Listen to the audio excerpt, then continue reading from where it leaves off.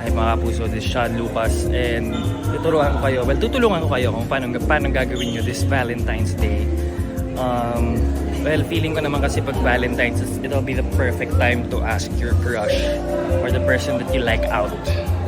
So, pwede nyo silang kamustahin, pwede nyo silang biruin tungkol sa Valentine's, tapos, ayun, segwayan mo ng Will You Be My Valentine. Para naman sa mga taong may jowa, advice ko sa inyo, maaga pa lang, tanungin nyo na yung jowa nyo kung G ba sila maging Valentine mo. Kasi yung mga yan, ako nagpaparinig lang yung mga yan.